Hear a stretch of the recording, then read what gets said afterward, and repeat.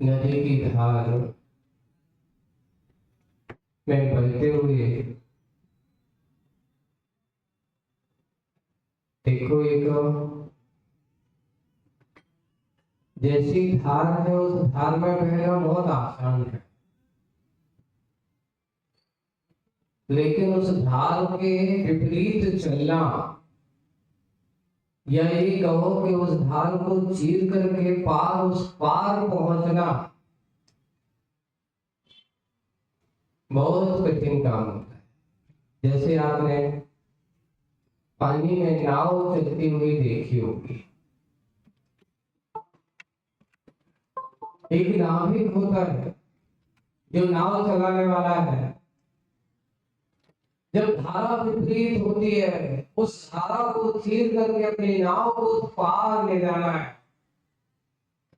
नाव बहना अगर छोड़ देता तो धारा की चली जाए, लेकिन नहीं, उस धारा को पार करते हुए उस किनारे पहुंचना है बहुत कठिन काम है। लेकिन वह अपने हाथ, अपने पुरुषार्थ और अपने पुरुषार्थ के बदले हाथ में पतवार लेकर के उस धारा को पार करते हुए मंजिल तक पहुंचा देता है। आचार्य सिंह एक बहुत अच्छा छंद लिखा है, उस नाविक की क्या परीक्षा जो धारा प्रतिकूल ना हो, और उस साधक की क्या परीक्षा जो मार्ग में सूल ना हो। और साधक की परीक्षा और उस नाविक की परीक्षा दोनों की एक थी कि साधक जब चलता है, मंजिल की ओर बढ़ता है, संसार के इन विषय भोगों की धाराओं से हट करके, और वह धारा में देखो, धारा में बह जाने से कोई ज्यादा पुरुषार्थ नहीं लगता। संसार आजकल यही हो रहा है, संसार यात्रा विषय भोगों में जीने से कोई बात नहीं, लेकिन विषय भोगों से हट करके उससे ऊपर उठ करके जीवन जीना साधक का काम नहीं होता है। संसार के विषय भोगों में जीने वाला तो बोले संसार की नदी की धार में बहने जैसा है, बहते चले जाओ, वहां प्रसाद की जरूरत नहीं है। क्या लिखा है आचार्यों ने लिखा है कि संसारी प्राणी की दशा क्या है, बोले कि चतुस्संज्ञा विवाद रहा, चार संज्ञाएं होती, आहार, भय, मैथुन, परिग्रह। ये चार संज्ञाओं से आते नहीं, चतुस्संज्ञा नाम संज्ञाओं में ग्रसित है, और इन संज्ञाओं से ग्रसित होकर के जीवन जी रहा है। इन संज्ञाओं को ही अपने जीवन का अंग बना लिया है। तो ये तो होगा कि संसार की धारा में, संज्ञाओं की धारा में चले जाना। अंतर कितना है? अंतर इतना करना है कि जो साधक होता है, इन चारों संज्ञाओं का चारों तरफ से आक्रमण कर रहा हो, उन सबको छोड़ करके अपने आप से संबंध जोड़ता हुआ आत्म साधना के कार्य करना सबसे बड़ा कठिन काम है। यानी धारा के प्रतिकूल चलना, उसको पार करके उस लक्ष्य की ओर पहुंचना है। हमें लक्ष्य की ओर पहुंचने के लिए आपको क्या करना है? और मन संयम की साधना में रहना। आज आप लोग यहाँ इस संसार की धारा से हटकर के अपनी धारा सही लक्ष्य की ओर बढ़ाना। तो दो ही साधन है। एक कौन सा साधन है? तो लिखा है, एक साधन है प्रभु आराधना का, और दूसरा साधन है संयम साधना का। प्रभु आराधना और संयम की साधना, यही तुम्हारी दो पतवार है आपकी मंजिल को। जैसे एक पतवार नहीं, दो नावें दोनों साथ, दो पतवार होती हैं और दोनों उस पतवार के माध्यम से उस नाव को मंजिल तक ले जाता है। आपकी पतवार आपके हाथ में है, एक प्रभु भक्ति की और दूसरी संयम। आपकी पतवार जितनी ज्यादा अच्छी चलेंगी, नाव भी उतनी जल्दी आगे बढ़ेगी। और तुम कहो कि अब आखिर हिम्मत नहीं है, अभी नहीं हो सकता है, ये नहीं हो सकता है, तो एक आध मंजिल उनको मिलती है जो चलते हैं। मार्ग पर बैठे वालों को कभी मंजिल मिली? तुम कहो कि हम बैठे सागर में, हमें इंदौर जाना हो, तो सागर में बैठे बैठे इंदौर आएगा? नहीं आएगा। जैसे सागर वालों को उठ करके प्रसाद करना होगा, चलना होगा, तब आपको इंदौर जाने का मंजिल मिलने वाली है। कहा विषय भोगों के जाल में जंजाल में बैठने वालों, मोक्ष की कामना करने वालों को कभी मोक्ष नहीं मिला, नहीं मिला। हमें तो मुक्ति मिल जाए, संसार से मुक्ति कब मिलेगी? हमें तो मोक्ष मिल जाए, हमें भी ऐसे सिद्धत्व की प्राप्ति हो जाए। सिद्धत्व की प्राप्ति करने के लिए मन वचन काई की शुद्धता परम आवश्यक। वो आपकी आवश्यक जब तक नहीं होगी तब तक आपको मंजिल मिलने वाली नहीं है। अब करना क्या है? करना यही है कि हमें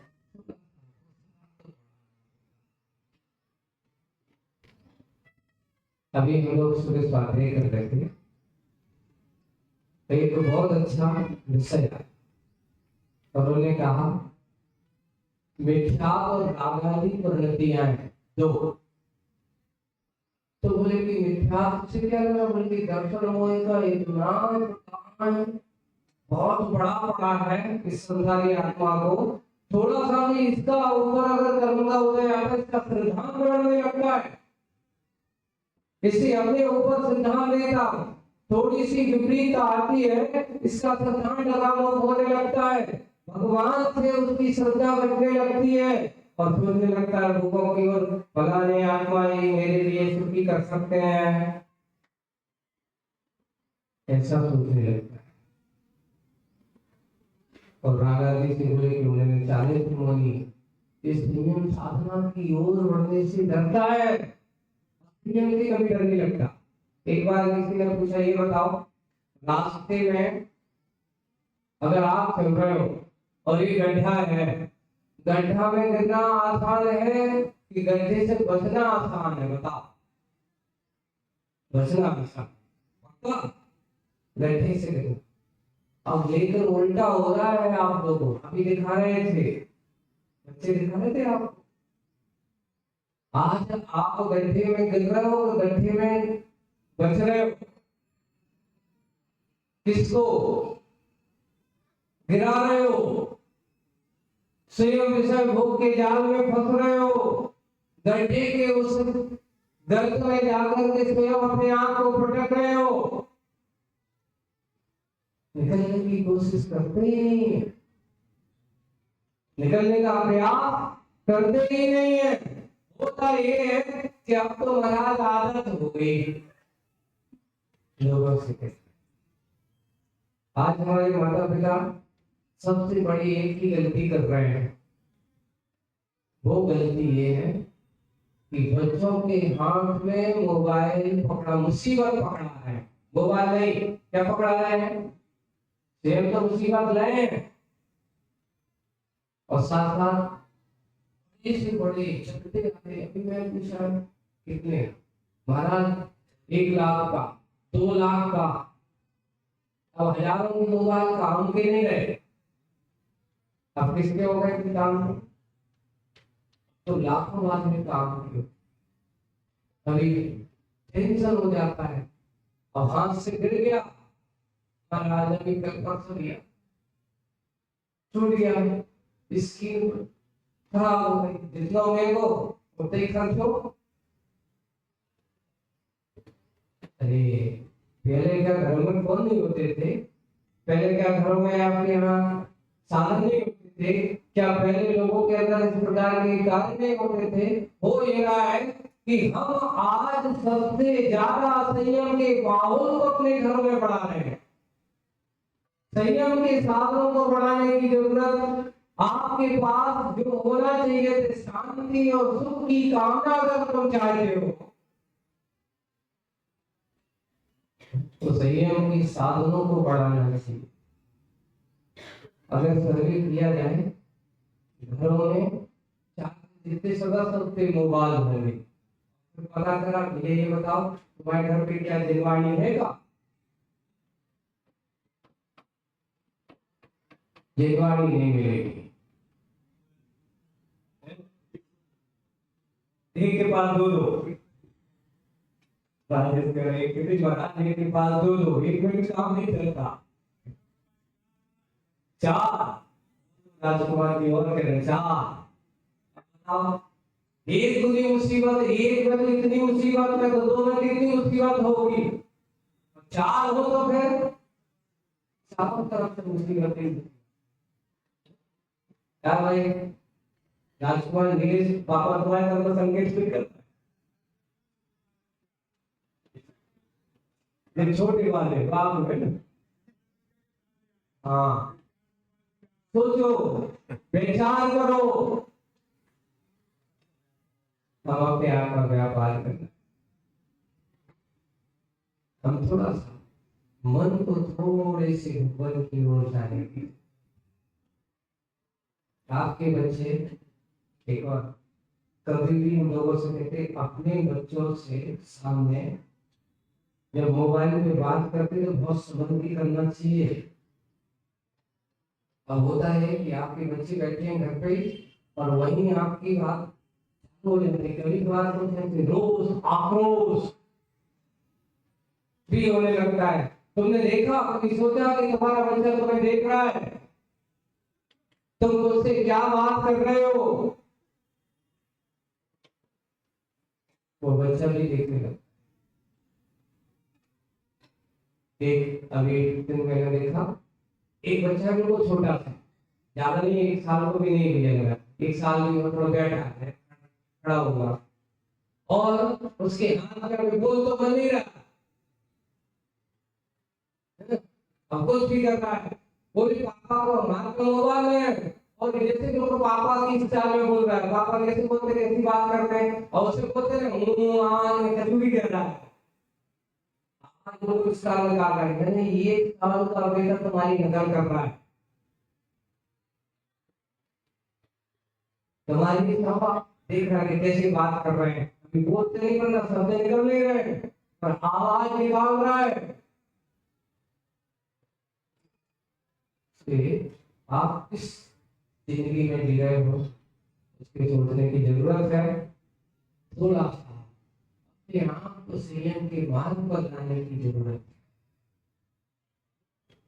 संयम साधना का दिन आपके पास आना चाहिए। साधन वालों को लिए तो बहुत सारा संयम साधना के, ये तो बात सही है कि यहाँ तो देख करके फिर भी तरफ संतुष्टि होती है कि भाई चलो कम से कम यहाँ बैठ करके कम से कम इतना वृत्तियों की संख्या है ना, थोड़े से पुजारियों की संख्या, थोड़े से धर्म ध्यान करने वालों की संख्या देख करके मन में प्रसन्नता होती है कि कम से कम यहाँ संयम और संयम की साधना करने वालों की और संयम की आराधना करने वालों की, सहयोग करने वालों की इतने लोग श्रावकों की संख्या दिखती थी। बड़े बड़े शहरों में चले जाओ, मुंबई है, दिल्ली है, पुणे है, कलकत्ता है, वहां जाकर के पूछा भैया क्या कोई व्रती है? इसे कहाँ व्रती है तीर्थ है। महाव्रती पहुंच जाए तो उनके साथ चलने वाले कोई दो चार है, समय नहीं, ऑफिस है, काम है। कम से कम यहाँ तो मुनि महाराज के साथ चलने वाले, सेवा करने वाले अपने आप को थोड़ा सा अच्छा पुण्यशाली समझो कि कम से कम तुम अच्छे सागर जैसे इस बुंदेलखंड के सागर में बैठे हो, जहाँ भगवान के दर्शन बहुत आसान है। मुझे यादों की सेवा करना आसान है। गुरु महाराज के दर्शन देखिए, कई लोग आज भी तरसते हैं, लेकिन आचार्य महाराज कहते सागर वालों के लिए तरसते नहीं, सागर वालों के ऊपर तो पुण्य उनका बरसता है। चतुर्मास है, गुरु जी के सानिध्य है, एक दो चतुर्मास नहीं, कितने चतुर्मास हो गए? आचार्य का भलाई एक हुआ हो, लेकिन संघों के चतुर्मास, आर्य संघों के चतुर्मास, ये समागम आप सब लोगों को मिलता है कि कहीं ना कहीं तुम्हारा पुण्य का प्रभाव तो है। इतना है कि जब हमारी भावना होती तो गुरु महाराज की भी भावना हो जाती कि चलो भाई पुण्यशालियों का पुण्य बढ़ना चाहिए, घटना वो पुण्य बढ़ा, और यही पुण्य बढ़ाने का अवसर देखिए शिक्षित है कि कितना बड़ा विशाल योजना हम लोगों ने कुंडलपुर में सुना। आचार्य क्या करने वाले हैं, क्या करने वाले हैं? मन में बैठे बैठे विचार सोचा कि अब तक तो हमने बाल ब्रह्मचारियों का उद्धार को किया, अब इन गृहस्थों का उद्धार करना है, वृद्धावस्था सुधारना है, जीवन का अंत सुधारना है। और उन्होंने सबसे पहले पुरुषों को छलक बनाने का काम। देखिए पहली बार बड़ी जीवन काल घटना, और कितने 25 सुंदर के जबलपुर आश्रम है, वहां पर रहकर के धर्म ध्यान कर रहे हैं, नेवावर में कर रहे हैं। पर महिलाएं पहुंची, महाराज इन्हें उनको उद्धार करोगे कि हमारों को भी कैसे उद्धार करो? ये बहनें पहुंची, और उस समय जब आचार्य से निवेदन किया तो करीब करीब 50 से अधिक साधिकाओं ने मिलकर के आचार्य जी के पास जाकर के किसी ने 10वीं प्रतिमा ली, किसी ने 7वीं प्रतिमा ली, ऐसे लेकर के उन्होंने सब कुछ घरबार छोड़ करके गुरु आज्ञा में लेकर के, और एक ऐसे आश्रमों की स्थापना 3 जगह की गई, उसमें एक सबसे बड़ा पुण्यशाली इकट्ठे तो था। और लिखा है प्रकृति की क्षेत्र में सबसे ज्यादा अगर सारी का आश्रम में सबसे पहला नंबर अगर होगा तो कहाँ का होगा? सागर का। तो सागर वालों को आचार्य जी करके कहना था, अरे भाई ऐसा घर बाकी नहीं होना चाहिए, आपको ऐसा अगर वास्तविक रूप से कि अतिथि संविभाग हमें करना है, और अतिथि संविभाग के हमें भाव जगाना है, तो ये व्रतियों की सेवा करना ही सबसे बड़ा अतिथि संविभाग है। और ये शादी का आश्रम है, यहाँ पर ये वास्तविक रूप से शांति राम भगवान का ये क्षेत्र आश्रम का एक परिसर है, जो सन आचार्य जी ने सन 1980 के लगभग यहाँ की आधारशिला रखी थी ग्रामीण विद्या आश्रम से। तो अब शादी का आश्रम के माध्यम से द्वितीय उस गृहस्थ जीवन से निर्मित होकर के वे साधीमाएं यहाँ आकर के जो अपने जीवन के अंत को धन्य करेंगे, अपने जीवन को समाधि मरण के साथ जीवन का क्या संयम के साथ लेकर के अपने आप की जीवन का कल्याण करने वाले होंगे। ऐसे संयम साधना के आराधना के महोत्सव का ये यहाँ पर आश्रम का शुभारंभ इन लोगों को बताया। इनको बहुत सारी चीज बताई गई है, आप लोग ये मत पूछना कि कहाँ बहुत अच्छा उत्तम स्थान है। अब मैंने उनसे कहा है कि आपका आश्रम ऐसा होना चाहिए कि शास्त्रिक अपने बिल्कुल शुद्धता की दृष्टि से होना चाहिए। यहाँ हमारे शादी गाँव को रहने वालों के लिए किसी पर की ये ऐसी बाजार से लेने वाले और चीजों की जरूरत नहीं है, भरोसा उनको अपने आप पे होना चाहिए। आगे बहुत सारी बातें हैं, थोड़ा सा सहयोग तो लो। एक एक प्रत्येक घर के सदस्य बनना चाहिए। पिछले साल माता जी ने इसकी भूमि पूजन कराया था और आज देखिए 1 साल के भीतर आपका भवन बन के तैयार हो गया है और आने वाला पंच कल्याणक प्रतिष्ठा वर्तमान कॉलोनी का जो 20 तारीख से लेकर के कौन सी तारीख तक 25 नवंबर तक होने वाला है और कल उसका क्या होने वाला है कि कौन पुण्यशाली होगा जो ऐसे पात्र बनकर के और ये पंच कल्याणक आप लोगों की आदर से आशीर्वाद से हो रहा है। मानसम बहुत अच्छा बन रहा है, काम चालू है, जब तक बन के तैयार हो ही जाएगा। हमारे प्रमोद जी का परिवार, हमारे प्रेस जो जिन्होंने अपनी बहुत अच्छी संपत्ति का उपयोग किया, तुम लोगों को पूर्ण करने के लिए बहुत अच्छा सदुपयोग करने का अवसर दिया है। एक कोई भी चीज हो तो ध्यान पैसा सब कुछ है, लेकिन उसका सदुपयोग करने की हमें जरूरत और वो आप लोगों को करना है। कल का दिन आप लोगों को पीछे वो पात्र चयन का है और आज जो हमने आश्रम की शुरुआत सिद्ध चक्र महामंडल विधान में 30 तारीख तक रहूंगा और मुझे चाहता हूँ, मैं तो ये चाह रहा हूँ कि कम से कम प्रतिदिन के अतिथि संविभाग करने वाले कुछ नहीं जाता। आप अगर एक बच्चे को सामान से कहीं जाते हो तो 2-5 लाख रुपया तो ऐसे ही उड़ा देते हो। अभी आपसे कहा जाए कि आपकी बेटी का संबंध पक्का हो गया, महाराज जी आज बच्चे की सगाई संबंध में कहाँ होगा, तो दीपावली में कितना खर्च आएगा? 10-15 लाख का तो सामान ही सीधा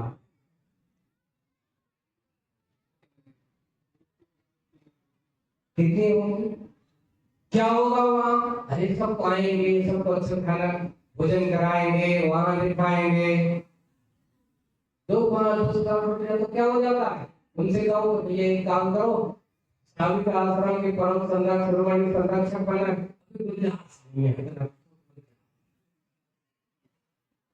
रक्षा की बन जाओगे 11 के 1-8 के 9 को अंक रखा यहाँ पे लोगों ने अच्छे अंक है, विशेषता है। एक और आप अगर चाहते हो एक बार इन लोगों को कहा, इन लोगों से बार-बार मत मांगो, एक बार मांग लो बस आजीवन सदस्य बन जाओ। मैं तो चाहूंगा कि साधन पर प्रत्येक घर का सदस्य कम से कम 365 सदस्य यहाँ बन गए।